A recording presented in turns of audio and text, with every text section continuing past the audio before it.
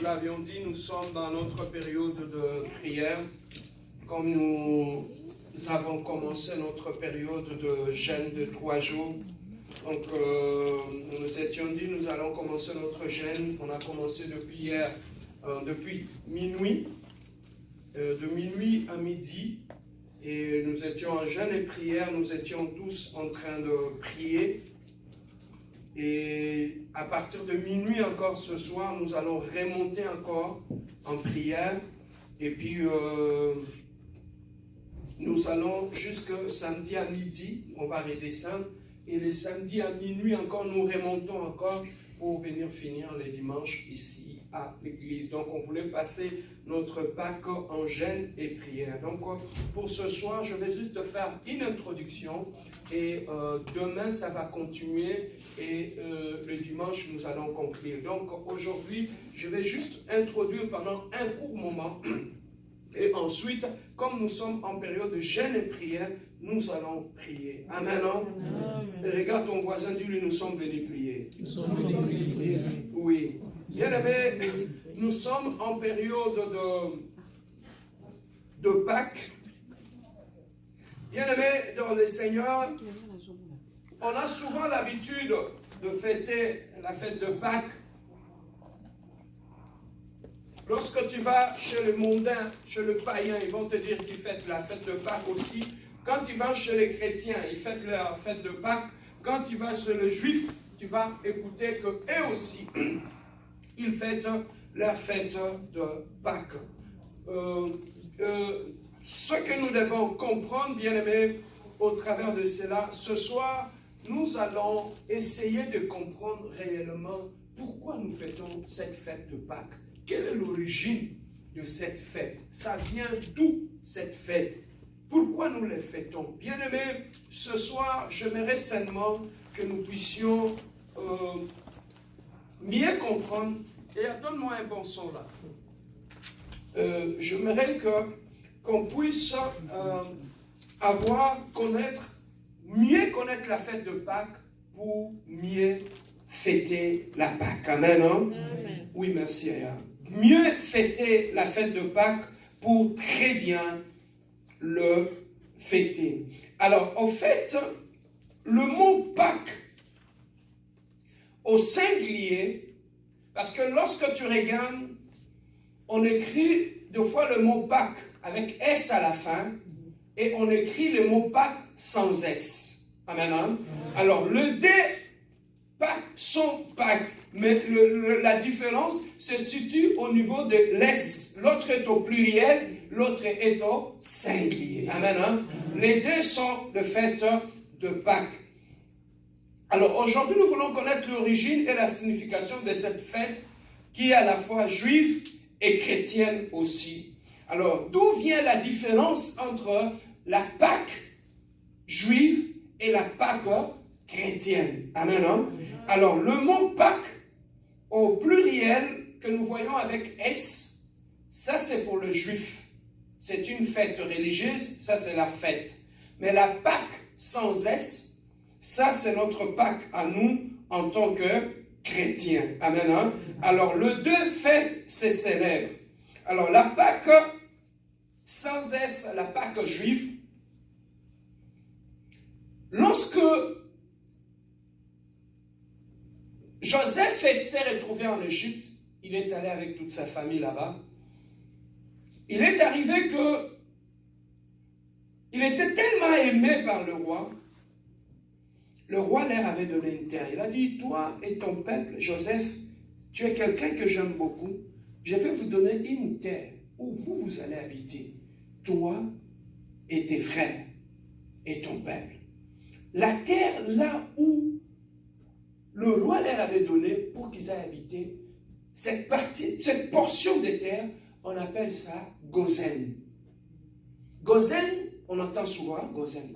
Alors Gozen, ça c'était un territoire que le roi avait donné à Joseph et à ses descendants pour qu'ils puissent habiter. Et pendant qu'ils étaient là, ils s'est multiplié. Pendant qu'ils s'est multiplié, jusqu'à ce que Pharaon est venu, il a fait de ses esclaves.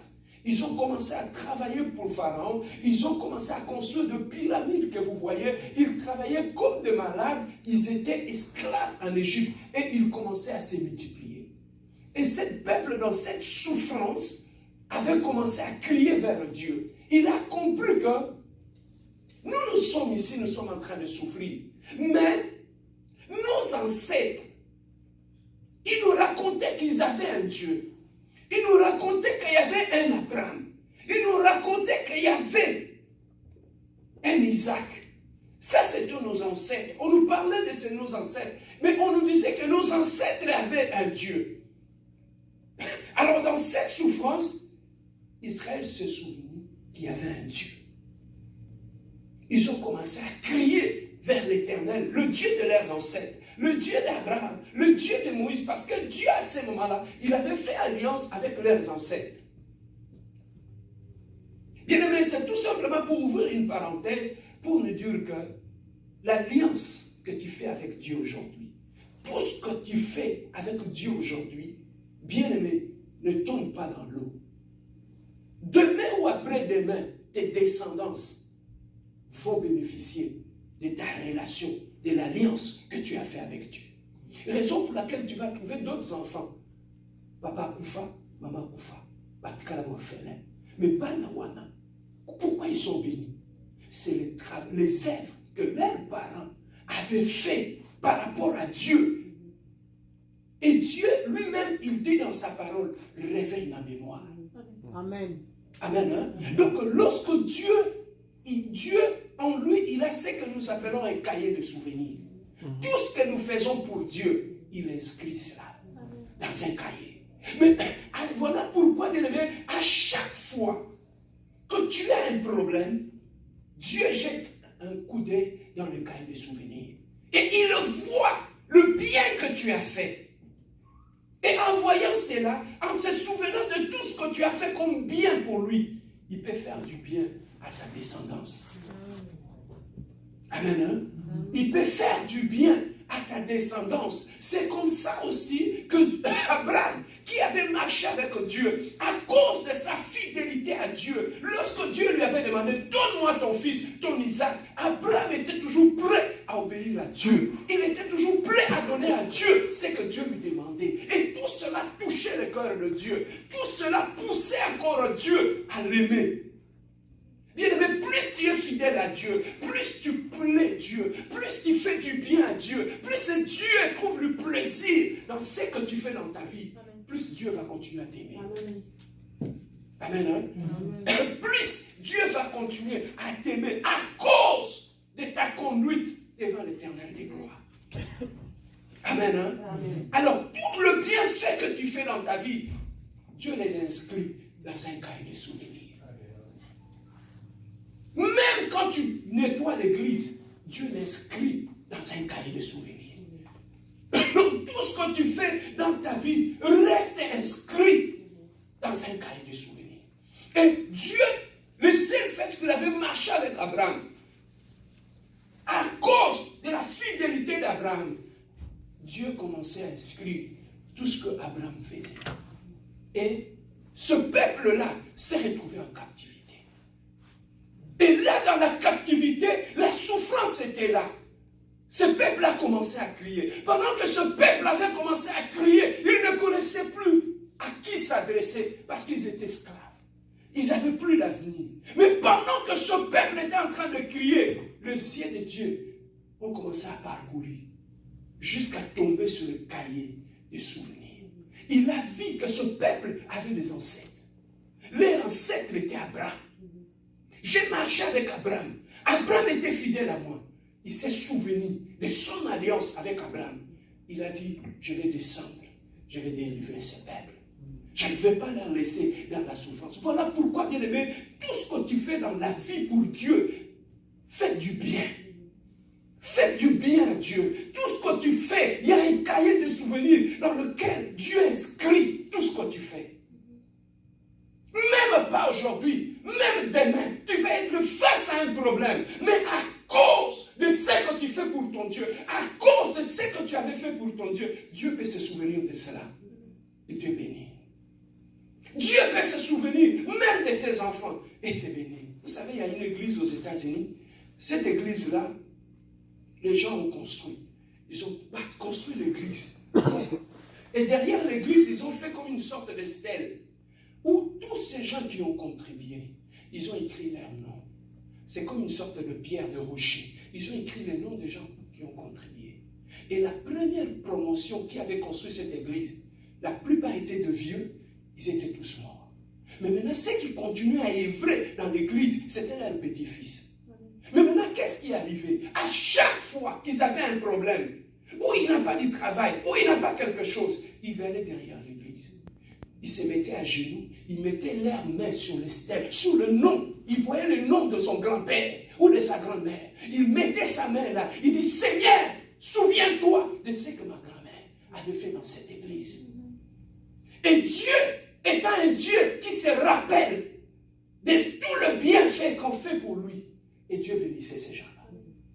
Pourquoi? Parce qu'il y a un point de contact.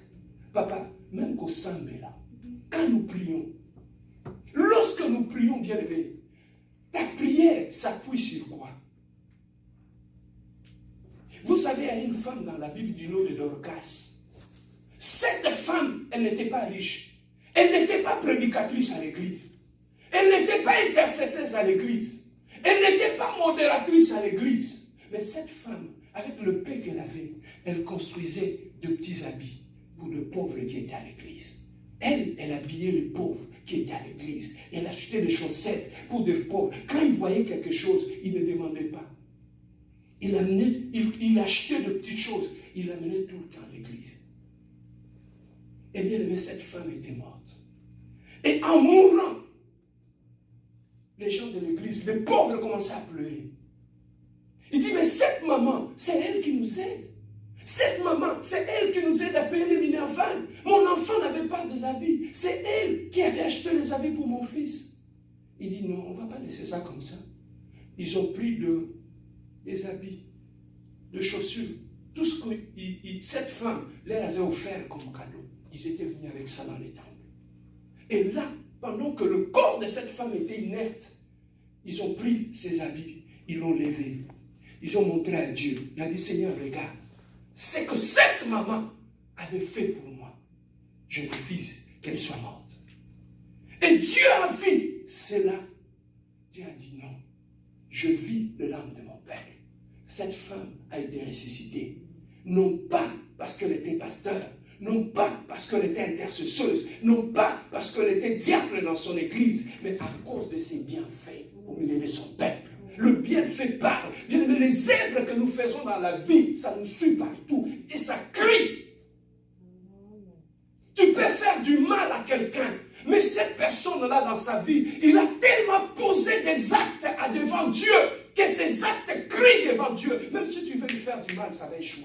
À cause du bienfait qu'elle fait dans sa vie. Voilà pourquoi moi, quand tu me demandes, pasteur, nettoie les toilettes, je vais les faire. Parce qu'à chaque fois que je les fais, il y a un livre de souvenirs où on inscrit les tout. Et cette femme, ce sont ses œuvres qui l'ont ressuscité. C'était juste une parenthèse pour montrer que Dieu s'était souvenu qu'il avait une alliance avec les ancêtres de ce peuple qui souffrait. Et il a dit, Moïse, j'ai entendu les cris de mon peuple. Je suis descendu pour délivrer mon peuple. Mais comment il va délivrer ce peuple? Parce que Pharaon était fort, il était puissant. Grand comme crocodile, Pharaon. Maintenant, il fallait délivrer ce peuple. Comment cela va se faire? Pharaon ne voulait pas libérer ses peuples.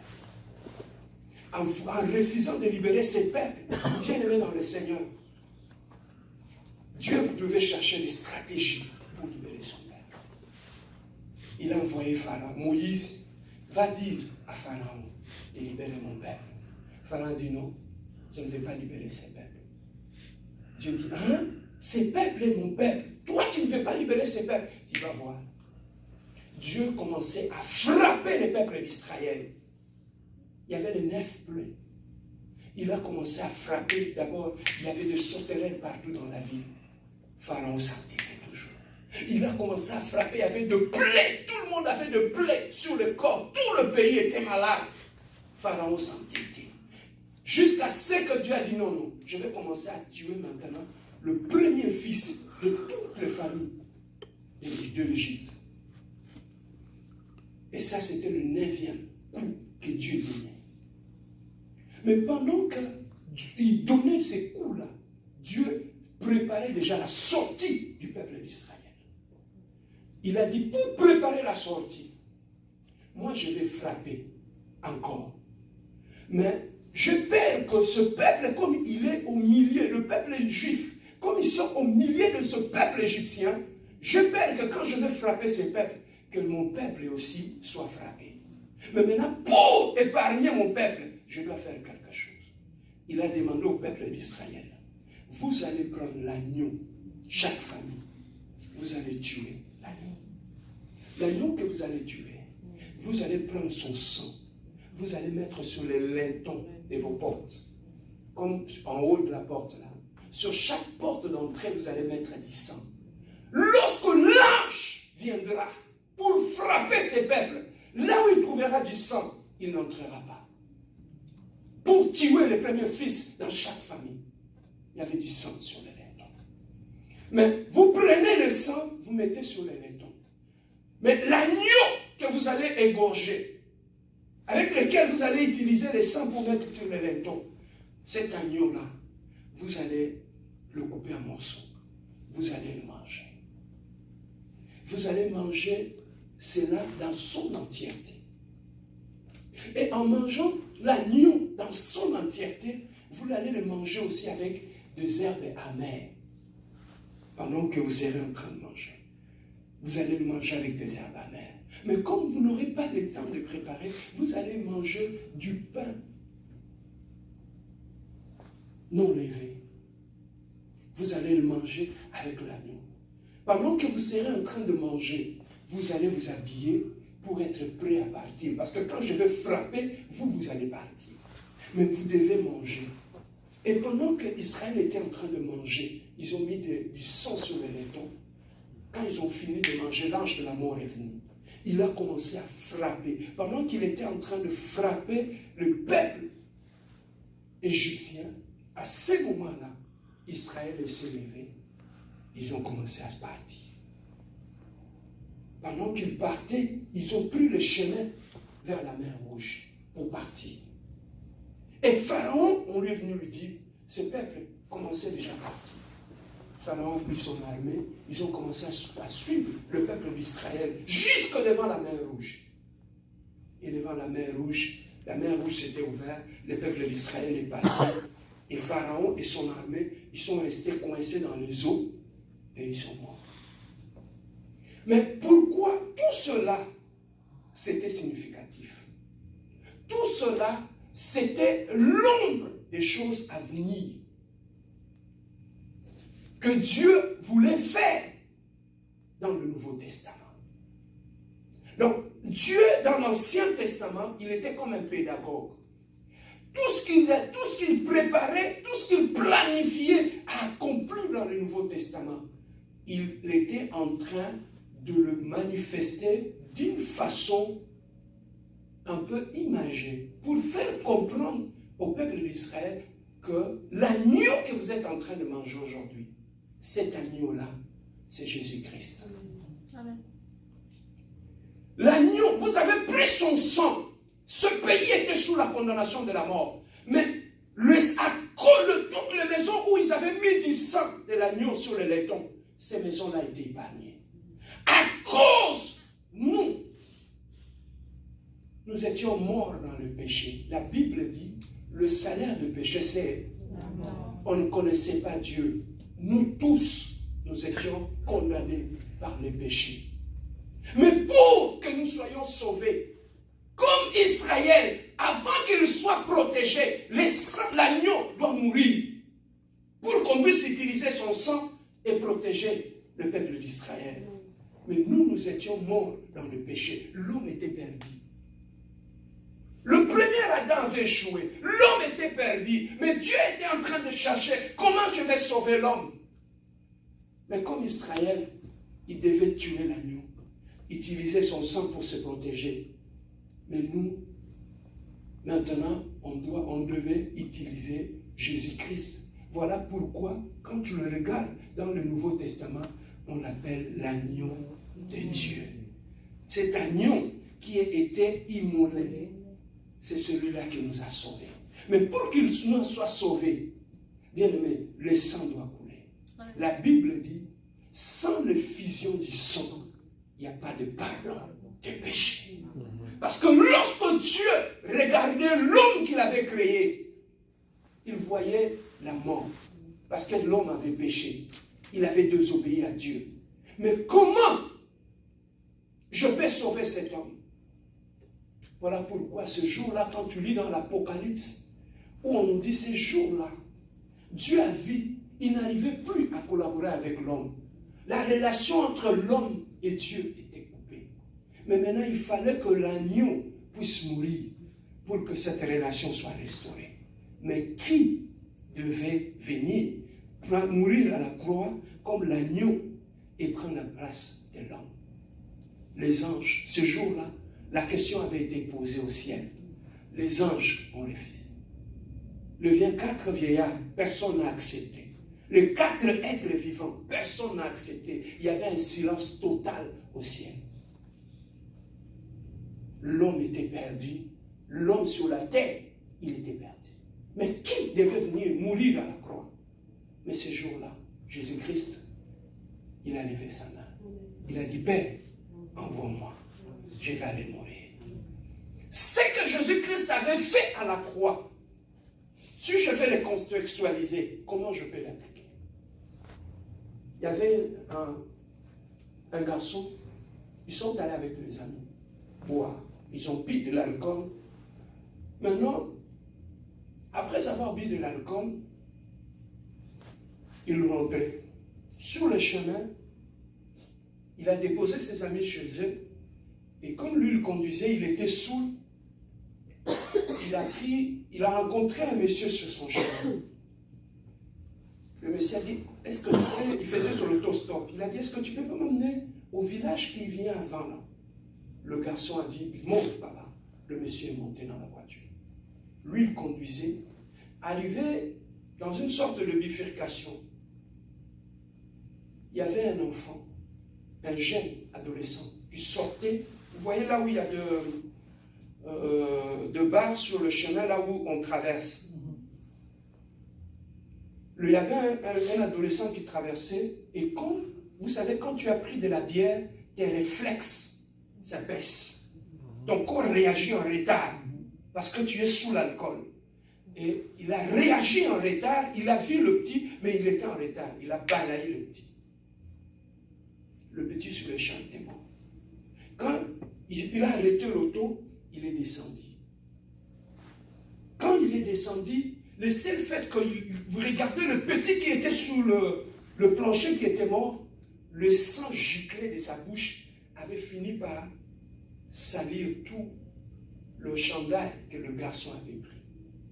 Le monsieur qui était dans la voiture le regardait de loin. Et subitement, les auteurs qui passaient à côté, ils ont vu sa scène. Ils ont appelé la police. Pendant que la police venait, le papa, il avait 80 ans. Il est descendu de la voiture. Il a appelé le petit gars. Il a dit, viens. Le papa a enlevé la chemise qu'il avait portée. Il a donné au petit gars. C'est lui qui conduisait. Il a dit, prends ma chemise. Donne-moi ton chandail qui était immaculé de sang. Il dit, donne-moi ça. Il a porté le chandail que le petit gars avait porté. Et le petit gars, il a porté la chemise que le monsieur portait. Il a pris les clés de l'auto du petit garçon. Les policiers sont arrivés. Qui conduisait la voiture? Le monsieur a dit, c'est moi. C'est moi qui conduisais. C'est moi qui ai fait cet accident-là. Le petit gars était là. Il ne pouvait rien faire. Les policiers, ils ont pris le monsieur. Ils ont dit, comme tu as tué l'enfant, tu es condamné à perpétuité à la prison. Ils ont pris le monsieur, ils l'ont amené à la cour, ils l'ont condamné à perpétuité. Il va passer toute sa vie en prison. Le jour que le verdict était tombé, le petit gars qui conduisait, il était aussi à la cour. Il a approché le vieux qui était condamné. Le vieux lui a dit, moi j'ai 80 ans, je fais ma vie. Le reste de ma vie, je te le donne. Je prends ta condamnation, je le porte. Va, ne pêche plus. Il a pris la condamnation du petit gars, il l'a porté sur lui. Il est allé passer toute sa vie en prison. Le petit gars était libre. C'est ça ce que Jésus-Christ a fait pour moi et pour toi. Amen. Nous étions condamnés dans le péché. Amen. Il a pris notre péché. Il est allé à la croix. Il a été humilié à la croix. Tu n'étais pas encore né. Il t'avait déjà aimé. Tu n'étais pas encore né. Il t'avait déjà choisi. Tu n'étais pas encore né. Il avait déjà pris ta condamnation. Voilà pourquoi aujourd'hui, nous sommes libres. Il n'y a plus de condamnation pour ceux qui sont en Jésus-Christ. Parce qu'il y a quelqu'un qui a pris ta place à la croix. Il a pris la malédiction de ta famille. Il a amené ça à la croix. Il savait que tu allais pécher. Il savait que tu allais tomber dans l'adultère, dans l'impudicité, dans le mensonge. Lui, qu'est-ce qu'il a fait? La condamnation qui tombait sur toi, il a pris son chandail et te l'a donné. Il a porté les chandails. Voilà pourquoi, quand il est allé à la croix, ce jour-là, lorsque Dieu a regardé Jésus-Christ qui était à la croix, il a vu sur lui tout le péché du monde qui était sur lui. Et Dieu l'a abandonné sur la croix. Voilà pourquoi, ce jour-là à la croix, il a dit, Père, pourquoi m'as-tu abandonné? C'est à cause de nos péchés. Il a été abandonné à la croix. Mais écoutez ce que Jésus-Christ dit.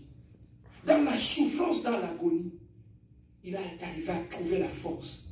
Il a dit, Père, pardonne-les, car ils ne savent pas ce qu'ils font. Imagine-toi, quel est cet amour? Il a pris votre place à la croix. Mais ce jour-là, ces gens-là étaient en train de l'injurier alors qu'il était à la croix. Il avait porté la souffrance. À cause de l'ignorance, il ne savait pas ce que Jésus-Christ faisait à la croix. Il ne savait pas ce que cet homme faisait à la croix. Et voilà pourquoi, bien aimé, à chaque fois que nous péchons, on remet Jésus-Christ à la croix. À chaque fois que tu fais du mal, c'est Jésus-Christ que tu crucifies encore.